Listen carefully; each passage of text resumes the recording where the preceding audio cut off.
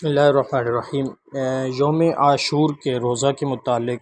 اہل سنت والجماعت کی کتابوں میں تو حوالہ جات موجود ہیں، لیکن آج کل شیعہ اس چیز کا انکار کر رہے ہیں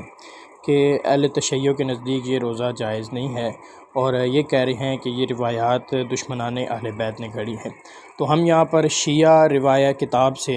جو اصول اربعہ میں شامل ہے، تہذیب الاحکام، جس کا مؤلف ہے ابو جعفر محمد بن حسن الطوسی، اس کی کتاب سے تہذیب الاحکام، اور اس کے اندر سے ہم حوالہ پیش کر رہے ہیں، حوالہ جات پیش کر رہے ہیں اور روایات پیش کر رہے ہیں کہ یہ روایات دشمنان اہل بیت کی نہیں بلکہ خود شیعہ راویوں نے بھی اس کو ذکر کیا ہے۔ تو یہ تہذیب الاحکام کی جلد نمبر 4 ہے، اور یہ کتاب الصیام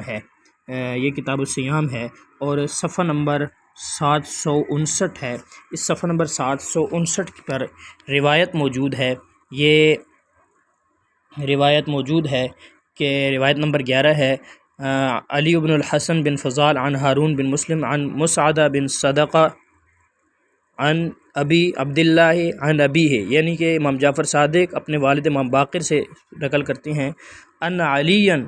علیہ السلام کہ حضرت علی علیہ السلام قال صوم العاشور التاسع والعاشر، عاشورہ کا روزہ 9 اور 10 محرم کا رکھو، فإنہ یکفر الذنوب سنۃ، کہ 1 سال کے گناہوں کو معاف کرتا ہے۔ اسی طرح آگے روایت وعنہ عن یعقوب ابن بریدہ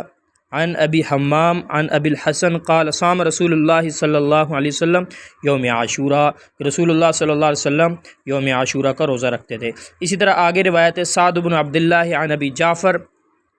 عن جعفر بن محمد عن عبداللہ ابن میمون القداح عن ابی جعفر عن ابیہ قال صیام یوم عاشورہ کفارۃ سنۃ، اور اسی طرح آگے صفحہ نمبر 760 پر بھی روایت موجود ہے، علی بن الحسن عن محمد بن عبداللہ ابن زرارہ عن احمد بن محمد بن ابی نضر عن ابان بن عثمان الاحمر عن کثیر النوائی عن ابی جعفر علیہ السلام قال لزقت السفینۃ یوم عاشورہ علی الجودی فامر نوح من معه من الجن والانس ان یصوموا ذلک اليوم، کہ نوح علیہ السلام کا سفینہ جو ہے جودی پہاڑ پر ٹھہرا تھا اسی دن، عاشورہ کے دن، تو نوح علیہ السلام نے جو ان کے ساتھ تھے انسانوں اور جنات میں سب کو کہا روزہ رکھو۔ وقال ابو جعفر، تو امام ابو جعفر یعنی امام باقر نے کہا اتدرون ما هذا اليوم، کیا تم جانتے ہو یہ کون سا دن تھا؟ هذا اليوم الذي تاب اللہ عز وجل فیہ علی آدم و حوا، یہ وہ دن تھا جس دن اللہ تعالیٰ نے آدم اور حوا کی توبہ قبول فرمائی۔ وهذا اليوم الذي خلق اللہ فیہ البحر لبنی اسرائیل،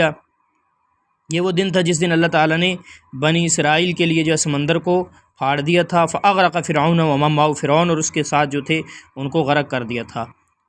وهذا اليوم الذي غلب فيه موسى فرعون، اور یہ وہ دن تھا جس دن موسیٰ علیہ السلام فرعون پر غالب آئے۔ وهذا اليوم الذي ولد فيه ابراہیم، یہ وہ دن تھا جس دن ابراہیم علیہ السلام کی ولادت ہوئی۔ وهذا اليوم الذي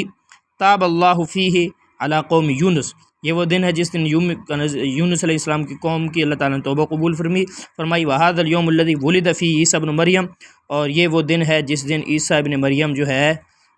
کی ولادت ہوئی۔ وهذا اليوم الذي يقوم فيه القيام قائم، اور یہ وہ دن ہے جس دن 12ویں امام کھڑے ہوں گے۔ تو یہ روایات 4 روایات ہم نے تہذیب الاحکام جو شیعہ مذہب کی اصول اربعہ میں سے ہے اس میں سے پیش کی ہیں، جو کہ روزے کے متعلق ہیں۔ اب شیعہ مذہب کے یہ حوالہ جات اور یہ کہنا کہ روزہ ان کے نزدیک جو ہے جائز نہیں ہے، یا روزہ جو ہے روزے کے متعلق جو روایات ہیں یہ دشمنان اہل بیت نے گھڑی ہیں، یہ آج کے